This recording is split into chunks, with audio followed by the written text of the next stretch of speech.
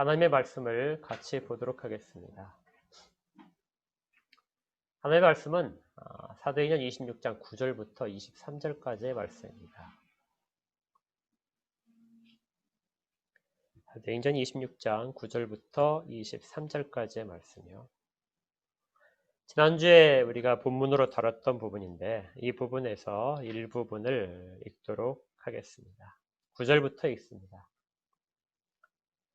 나도 나사렛 예수의 이름을 대적하여 많은 일을 행하여야 될 줄 스스로 생각하고 예루살렘에서 이런 일을 행하여 대제사장들에게서 권한을 받아가지고 많은 성도를 옥에 가두며 또 죽일 때 내가 찬송 투표를 하였고 또 모든 회당에서 여러 번 형벌하여 강제로 모독하는 말을 하게 하고 그들에 대하여 심히 격분하여 외국 성에까지 가서 박해하였고 그 일로 대제사장들의 권한과 위임을 받고 다메섹으로 갔나이다.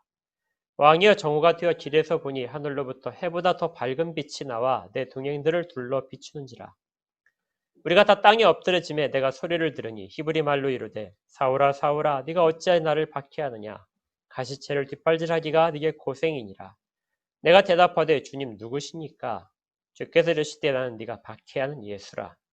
일어나 너의 발로 서라. 내가 네게 나타난 것은 곧 내가 나를 본 일과 장차 내가 네게 나타날 일에 너로 종과 증인을 삼으려 함이니 이스라엘과 이방인들에게서 내가 너를 구원하여 그들에게 보내어 그 눈을 뜨게 하여 어둠에서 빛으로 사탄의 권세에서 하나님께로 돌아오게 하고 죄사함과 나를 믿어 거룩하게 된 무리 가운데서 기업을 얻게 하리라 하더이다. 아멘. 참조 성경은 사도행전 7장입니다. 사도행전 7장은 여러분들이 찾아 놓으시고 책갈피를 해 놓으시면 좋겠습니다.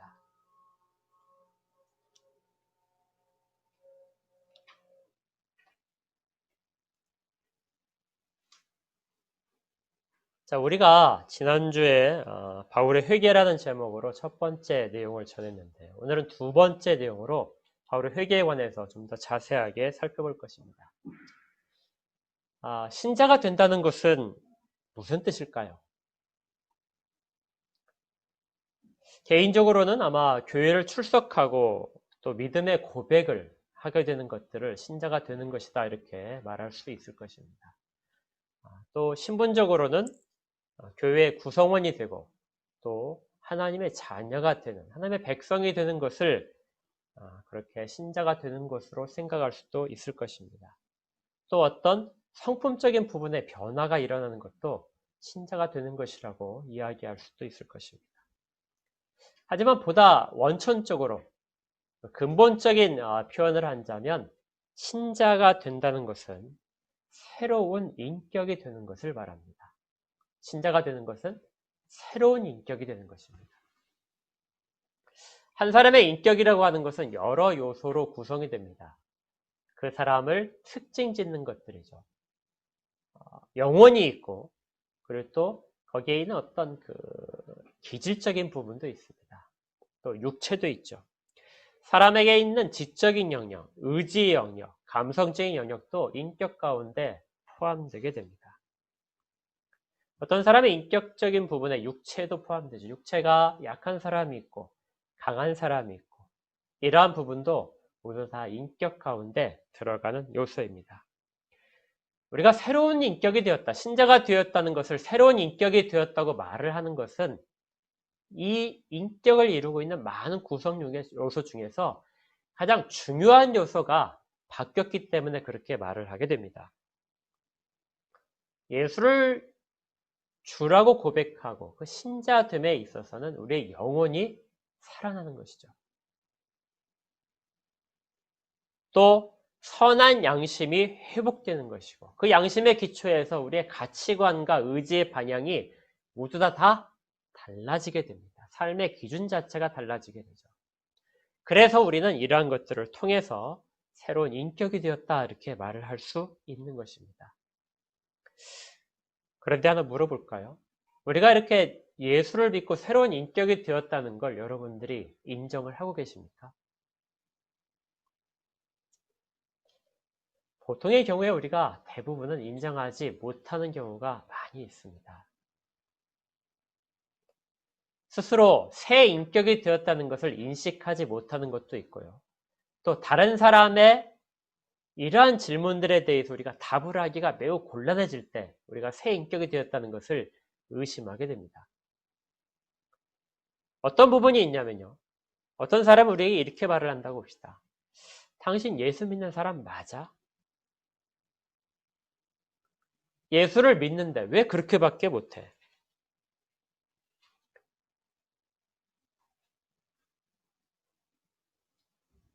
또 스스로에게 이렇게 질문하는 경우도 있습니다. 다른 사람들은 예수를 믿으면 다 잘 되는 것 같은데 나는 예수를 믿고 나서 잘 안 되는 일들이 많아.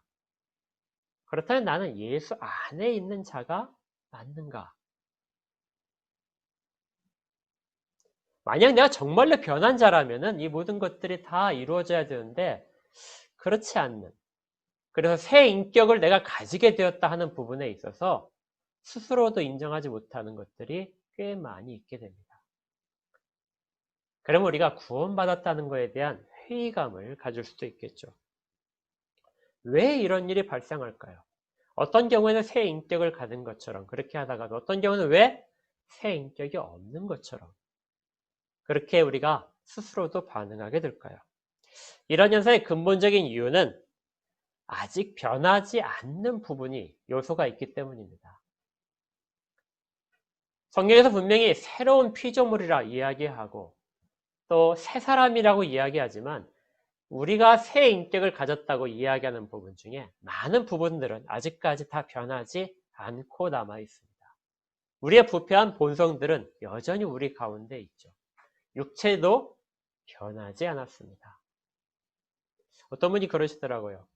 예수를 믿으면 머리 빠진 것이 납니까?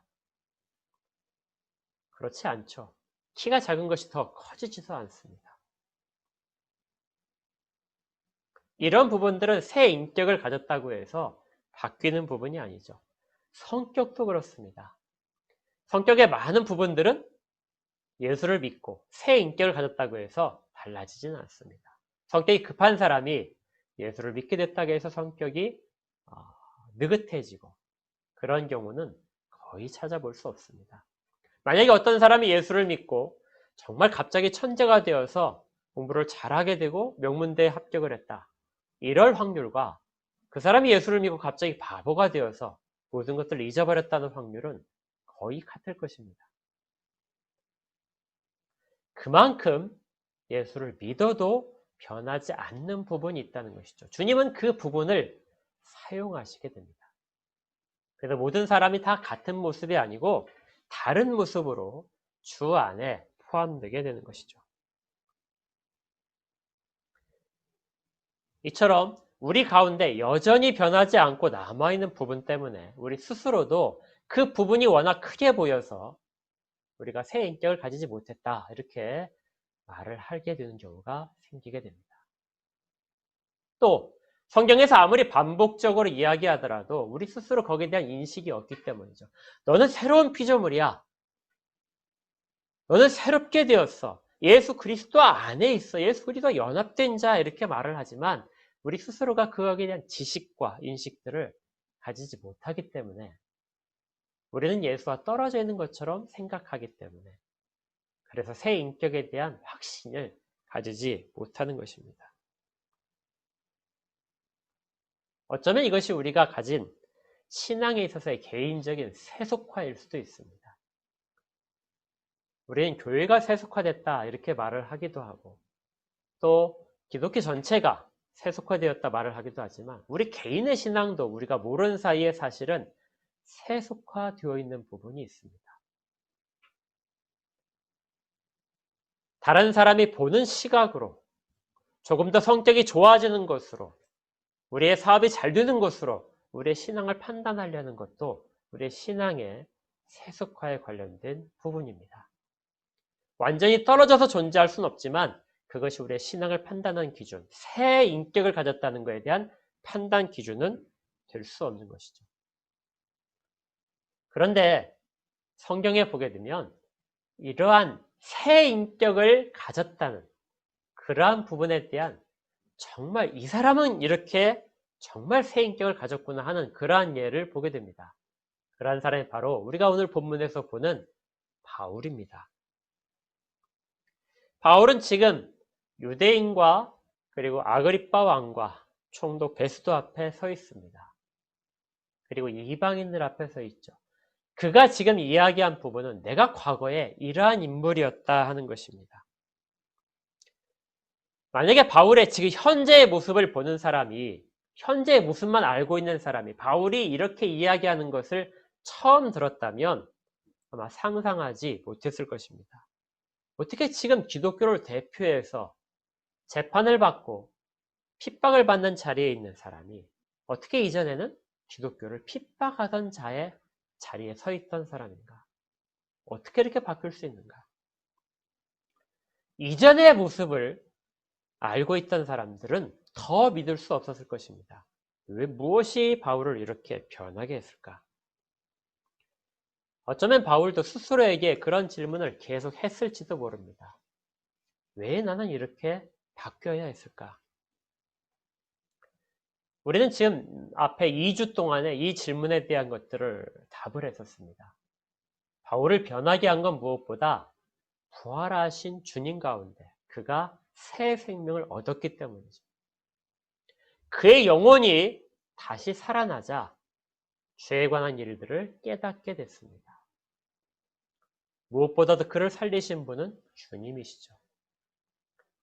그래서 그는 부활에 대한 은혜를 체험했던 자입니다. 그리고 그는 회개를 했었죠. 지난주에 우리가 다뤘던 부분, 바울의 회개입니다.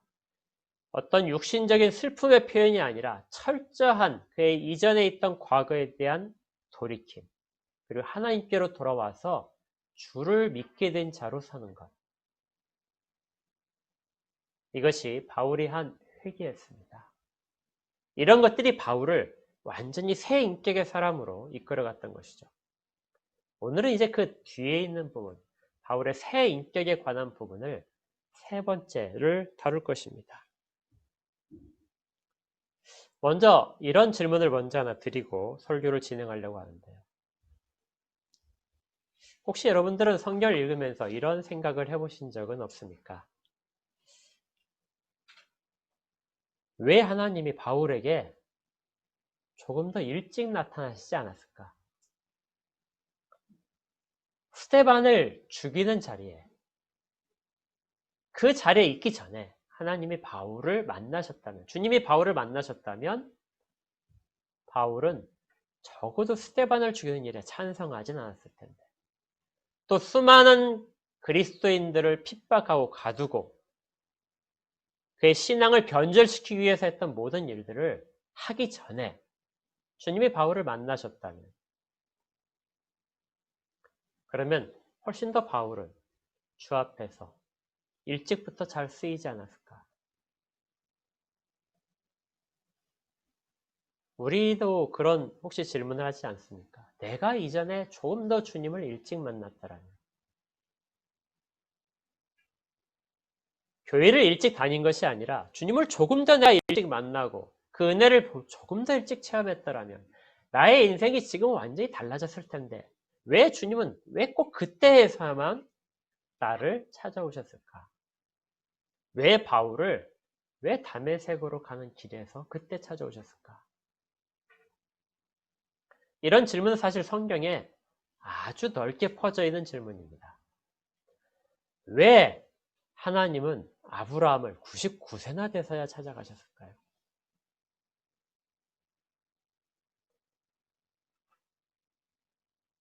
왜 20년 동안이나 침묵하시다가 왜 그때 찾아가셨을까요? 또 애굽에 있는 이스라엘 백성들을 구하시기 위해 왜 400년 동안이나 침묵하셨다가 그때야 찾아가셨을까요? 왜 모세에게는 80세가 되어서야 하나님이 그를 찾아가셨을까요?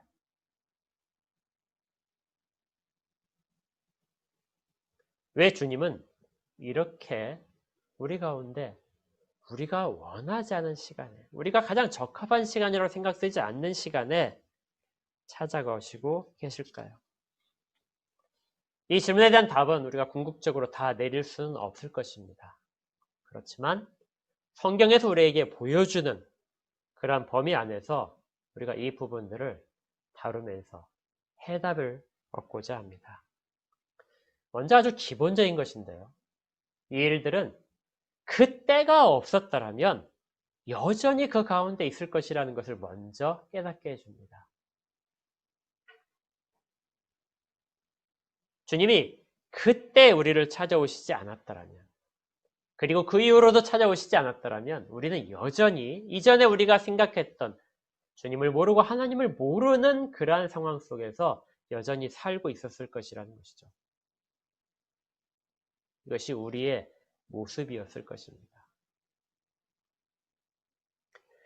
또 두 번째는 그때는 우리가 알지 못한다는 것입니다. 우리는 그때가 가장 적합한 때라고 생각하는 우리의 때가 있는데 하나님의 때는 우리가 알지 못하는 순간에 있다는 것이죠.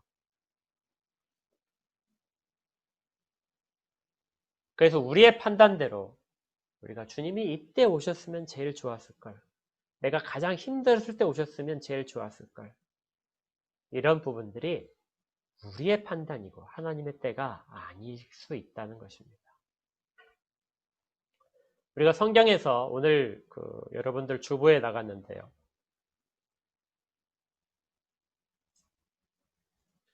주보에 에스겔서 39장에 관한 내용이 나타나는데요. 에스겔 39장의 내용을 조금 살펴보도록 하겠습니다. 에스겔 39장 25절부터 이런 내용이 나옵니다. 내가 이제 내 거룩한 이름을 위하여 열심을 내어 야곱의 사로잡힌 자를 돌아오게 하며 이스라엘 온 족속에게 사랑을 베풀지라. 그들이 그 땅에 평안히 거주하고 두렵게 할 자가 없게 될 때 부끄러움을 품고 내게 범한 죄를 뉘우치리니 많은 민족이 보는 데에서 그들로 말미암아 나의 거룩함을 나타낼 때라.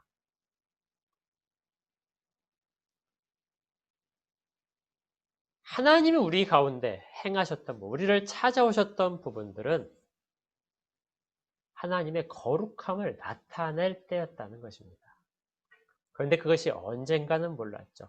우리에게 가장 적합한 순간이 아닐지 모르는 그 순간이지만 그 순간은 하나님의 계획하신 하나님의 거룩하심을 나타낼 때라는 것이죠.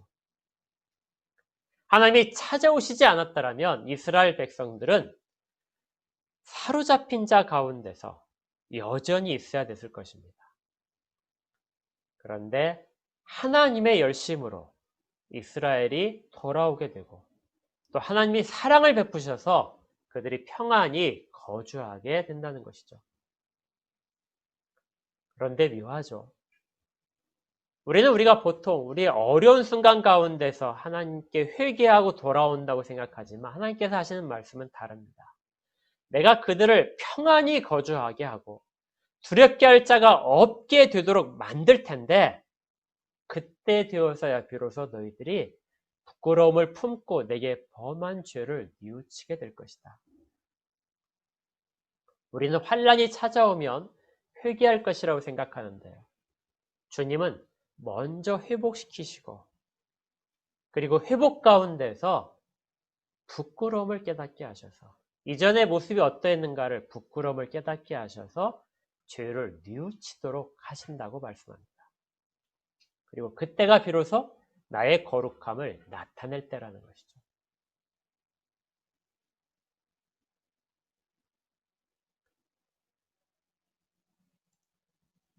주께서 우리에게 하시는 일들은 이처럼 신묘마치가합니다. 하나님의 거룩함을 나타내는 때는 우리가 알지 못하는 때일 수도 있기 때문이죠. 이제 조금 더 깊이 한번 생각을 해봅시다. 왜 꼭 그때 해야 되는가?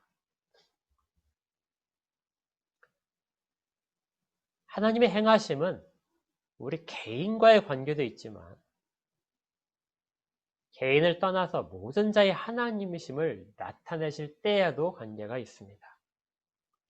우리는 성경을 읽으면서 우리 개인과 하나님 사이의 관계, 나와 하나님 사이의 관계에 다분히 집중하는 경향이 있습니다. 여러분들이 찬송가 가사를 보셔도 알 수 있는데요.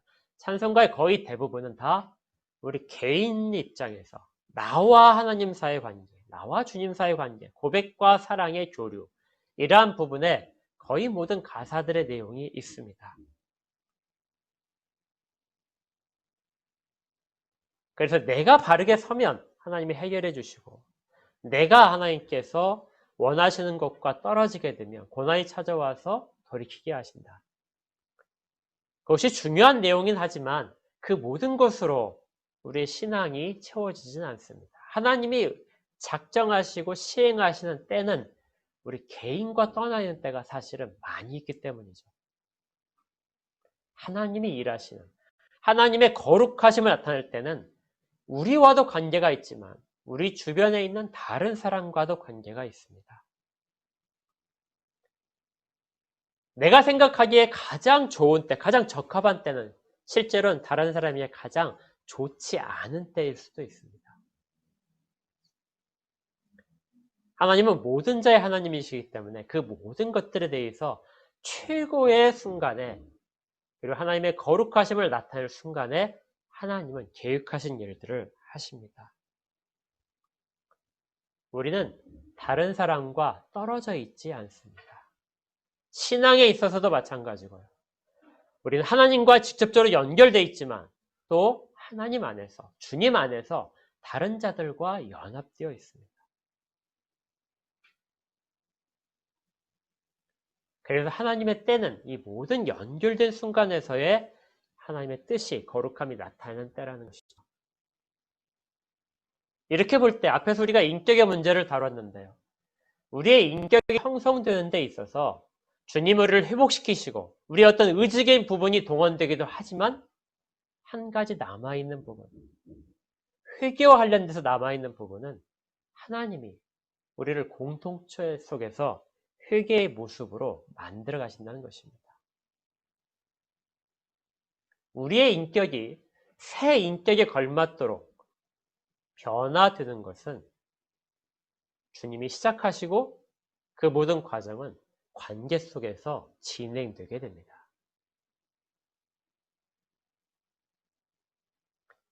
이걸 가장 잘 드러내주는 것이요, 우리가 사도행전 7장에 있는 스데반의 설교입니다. 사도행전 7장은 스데반이 구약의 내용들을 요약해서 이야기해주는 부분입니다. 아브라함부터 시작해서 요셉, 모세, 다윗, 이렇게 진행되는 일련의 과정을 이야기하는데요. 그때도 제가 이제 설교를 한 적이 있지만 우리가 살펴볼 때 이 인물들의 공통점은 무엇이었을까요? 요셉을 들게 되면 사도행전 7장 9절에 보니까 요셉을 하나님이 꿈을 통해서 하나님이 세우시는 자로 이렇게 되어 있지만 9절에 이렇게 되어 있습니다. 여러 조상이 요셉을 시기하여 애굽에 팔았더니 하나님이 그와 함께 계셨다. 그의 형제들은, 유대인들이 말하는 그들의 조상들은 요셉을 팔았다. 그런데 나중에 그 요셉이 자기를 팔은 사람들을 구하게 됩니다. 하나님이 요셉을 사용하셔서 이스라엘 백성을 구하도록 그렇게 만드셨던 것이죠.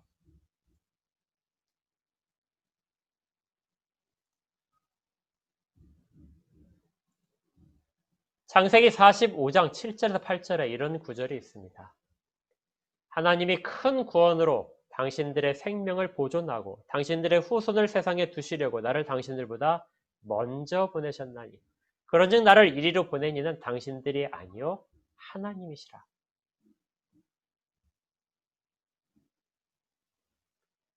하나님이 요셉을 보내셨다는 거였죠. 그래서 요셉은 자기를 시기해서 팔아버렸던, 죽이려고 했다, 또 팔아버렸던 그 모든 형제들을 용서하게 됩니다. 그들을 위하여 나는 여기에 보내졌던 것이다.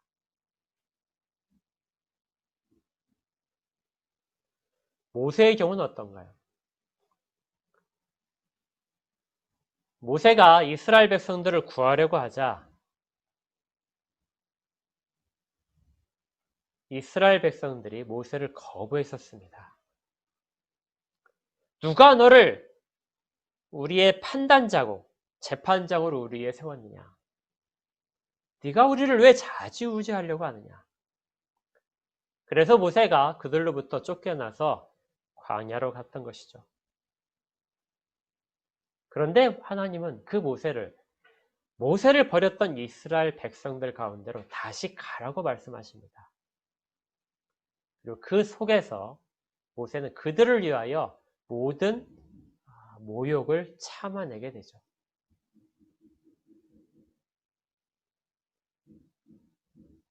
자기를 버린 자들, 그들을 하나님이 택한 자기 때문에 그들 가운데 머물도록 하는 것.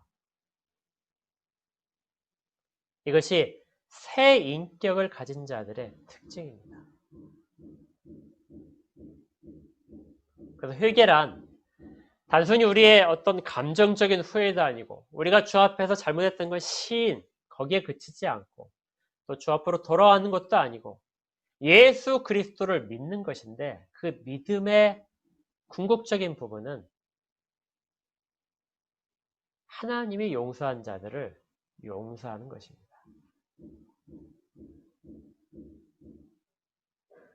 스데반이 그 설교를 하고 나서 사람들에게 돌에 맞아 죽게 됩니다. 그런데 그가 죽기 전에 이렇게 말하죠. 이 죄를 그들에게 돌리지 마옵소서. 자기를 죽이지만 그들이 주 앞에서 설 수 있는 자들, 그들을 위하여 자기들이 보내심을 받았기 때문에 그들을 용서하시기를 구하는 것이었습니다.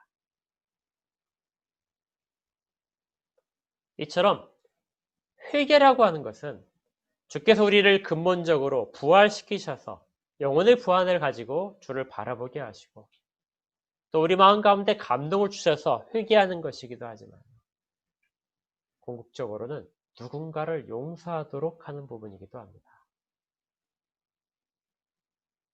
우리가 누가복음 15장을 지난주에 했었는데요. 누가복음 15장에 등장하는 그 돌아온 탕자의 비유는 세 인물이 등장하죠. 아버지와 첫째 아들과 둘째 아들입니다. 그 돌아온 탕자의 비유가 회개에 관한 말씀이라고 지난주에 말씀드렸는데요.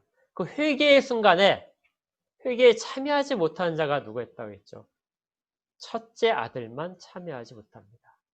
그는 무엇을 못하고 있죠? 자기의 동생을 용서하지 못합니다. 아버지도 용서했고 그 둘째도 돌아와서 주 앞에서 용서를 구했는데 아버지 앞에 구했는데 첫째는 용서하지 못합니다. 용서하지 못하는 자들은 주 앞에서 진정으로 회개한 자라고 말을 할 수 없습니다. 스데반이 죽으면서 보여줬던 모습이 그거였고요. 이것은 요셉의 모습과 모세의 모습과 연결되어서 바울의 뇌리 속에 각인되었습니다. 왜 그 자리에 바울이 있었을까요? 그 연장선상에 바울이 있어야 되기 때문에 그렇습니다.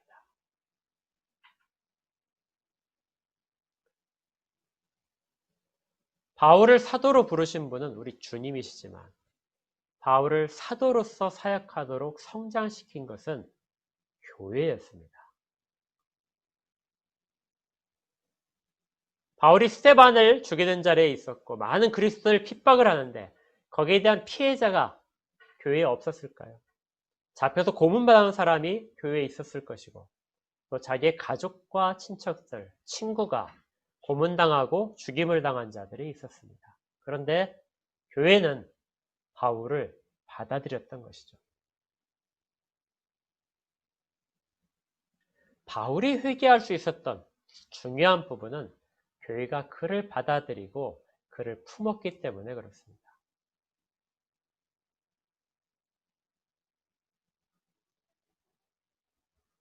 우리가 교회의 머리가 주님이라고 하고 우리 모두가 다 주에 연결된 자들이라고 할 때 주께서 용서하셨다면 그러면 교회는 그를 용서해야 됩니다.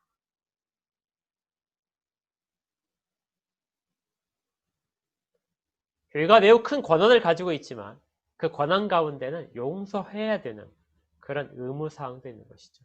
모든 죄인을 용서하라는 것이 아닙니다. 죄에 대해서 단호하게 질책해야 되는 건 맞는데요. 주님이 용서하셨다면 그러면 용서해야 되는 것이 그것이 죄를 용서받은 자들의 바람직한 모습이라는 것이죠. 어떤 인터넷 기사에 보니까 이어령 씨에 대한 이야기가 나온 것을 봤습니다. 기자가 이제 이렇게 질문을 했었어요. 이어령 씨 하게 되면 명문대를 나오고 또 교수도 했고 또 장관까지 하고 그가 쓴 책들은 다 베스트셀러가 된 아주 유명한 분입니다. 한국의 지성이라고 대표되는 분이었는데 그분에게 이제 기자가 질문하기를 당신은 성공했습니까? 당신은 성공한 인생입니까? 하고 물어봤습니다. 그러자 그분이 대답하기를 나는 실패자입니다. 주저하지 않고 나는 실패자입니다. 하고 이야기를 했다고 합니다. 왜 실패를 했는가? 나는 일생을 살아오면서 동행이 없었습니다.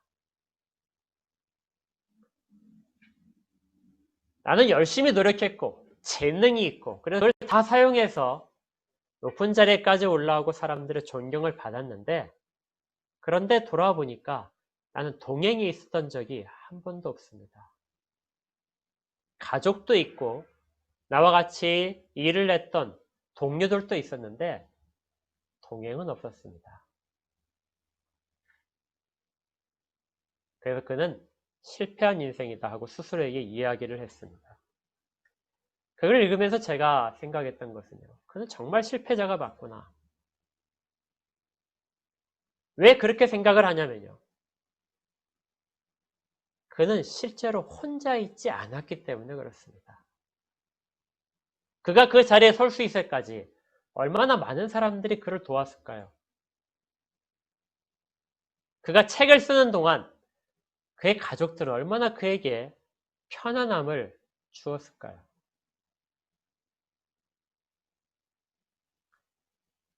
그가 그만한 지성을 갖추기까지 그의 자질도 있었겠지만 얼마나 많은 사람들이 그에게 가르침과 영향을 주었을까요? 우리가 가진 모든 부분들은 사실은 누군가의 영향으로부터 받은 것입니다. 우리가 인격이라고 이야기하는 부분들은 그렇게 형성된 것이죠. 그런데 그가 그걸 아직도 모르고 있다면 그는 정말로 실패한 사람입니다. 동행이 없어서 실패한 것이 아니라 그 사실을 여전히 모르기 때문에 실패한 사람이죠. 우리 모두는 사실은 이렇게 형성된 인격을 가지고 있습니다.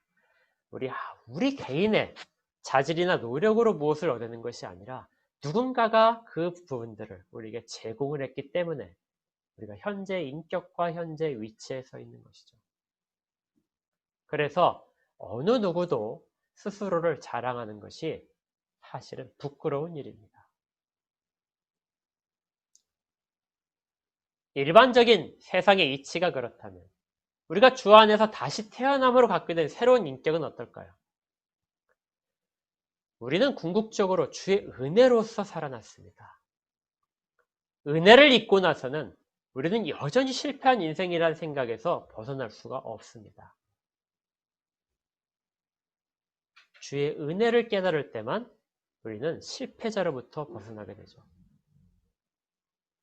또 우리의 비참했던 상황, 주 없다면은 우리가 어떤 상황이었을지 다 인식도 없다면 우리는 여전히 실패한 자일 것입니다. 그런데 한 가지 더요. 우리를 그렇게 성장시킨 우리 주변에는 신앙의 본을 보인 사람들. 물론 어떤 사람들은 나쁜 의미로 사용됐을 수도 있습니다. 우리를 연단시키기 위한 도구로 사용된 사람도 있었을 것입니다. 그렇지만 그 모든 일을 통하여 주님은 우리를 현재 이 모습으로 빚어내셨습니다.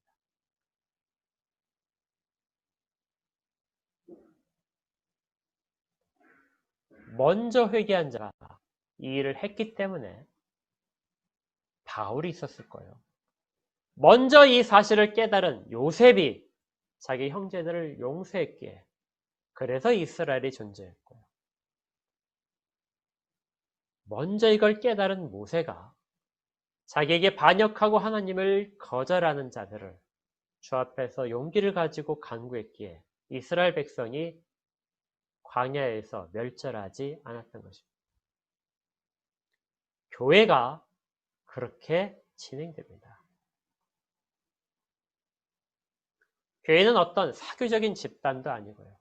어떤 특별한 이익을 추구하는 것도 아닙니다. 교회는 먼저 용서받은 자들이 그 회개의 연장선에서 다른 사람을 용서하고 받아들이며 그에게 새로운 인격이 있음을 인정해주고 같이 새로운 인격으로 성장해 가는 과정. 이것이 교회를 지탱해온 진리입니다.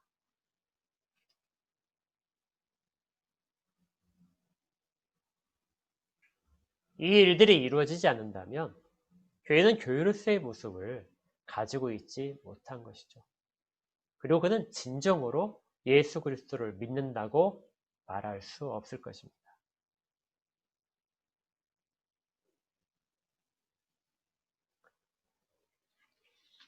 우리에게 모두 다 응어리진 부분이 있습니다. 누군가와 해결되지 못한 부분도 있고요. 어떤 원망하는 부분도 남아있을 수 있습니다. 그러나 기억하십시오. 그러한 부분을 주님은 지금 우리 가운데 있는 그 응어리진 부분을 풀고 계십니다. 무엇으로 시작되냐면 주님이 그렇게 하셨기 때문에 이전에 우리의 그 추악한 모습들, 죄악된 모든 모습들을 주님이 안고 용서하셨기에 그래서 부끄러움을 깨달아 주 앞에 죄를 고백하며 그렇게 돌아오는 것입니다. 그리고 응어려진 부분을 풀어내야 되죠.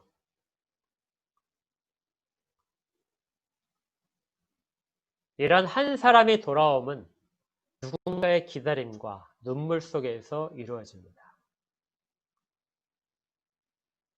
바울이 지금 아그리빠 왕 앞에서 이방인들 앞에서 그렇게 서 있을 수 있는 것. 이것은 교회가 그를 그렇게 성장시켰기 때문입니다. 우리 가운데 누군가에게는 교회가 이런 대접을 해야 됩니다. 이런 것들을 통하여 누군가가 돌아올 것입니다. 그리고 그가 또 그 자기가 받은 은혜들을 누군가에게 베풀 것입니다. 이것이 진정으로 회개한 자들의 모습. 회개에 합당한 일을 하는 모습. 예수 그리스도를 믿는 모습.